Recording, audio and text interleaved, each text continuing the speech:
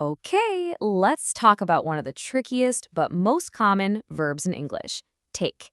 We're going to finally break down what all those little words that come after it actually mean. Seriously, have you ever felt like you're going crazy hearing things like take off or take up? If you have, you are definitely not alone. It's a huge hurdle for a lot of people, but stick with me and we are going to get it all sorted out. So let's just dive right in and look at why this one little word can be such a big problem. And here's the deal. Take by itself, pretty simple. But the moment you add a tiny word like after or over or up, the meaning just completely changes. It's almost like you have to learn a whole new word every single time. But don't you worry, because we are going to build your take toolkit right now. We're going to focus on the most important phrasal verbs with take that you'll actually hear and use all the time. Let's start with a really common one. First up in the toolkit, take after. This one is all about family. It just means you look like or maybe act like an older relative, like a parent or grandparent. It's a really great way to talk about those family connections. And here's a perfect example. When you say someone takes after their mom, it just instantly paints this clear picture of them sharing something, like having the exact same smile. See? It's a super useful expression. Next up, take over.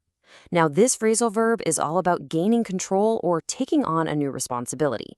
You'll hear this one a lot in business or in sports or even just when someone has to step in and take charge of a project.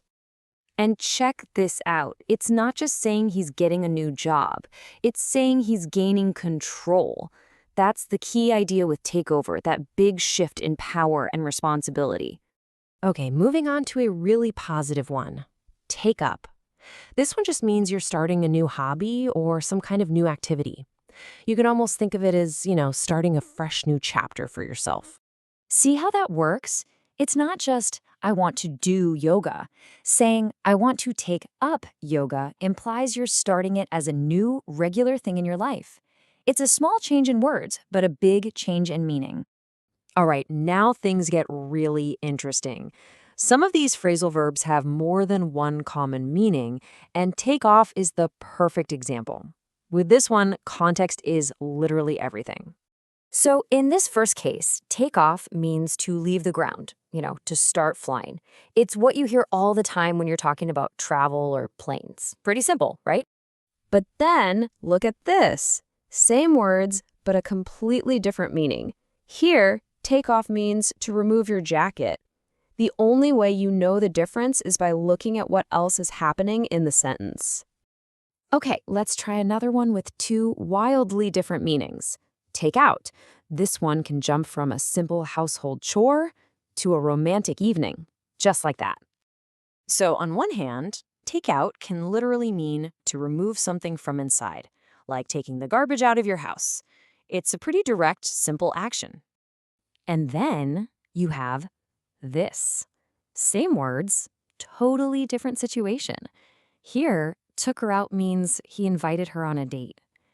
It's kind of crazy that one little phrasal verb can cover both garbage and romance, right? All right, so you've got the toolkit. Now it's your turn to take over and actually start using these yourself. Let's do a super fast review. Remember, take after is for family resemblance. Take over is about getting control. Take up is for starting a new hobby. And don't forget the tricky ones. Take off for planes and clothes, and take out for trash and dates. You got this.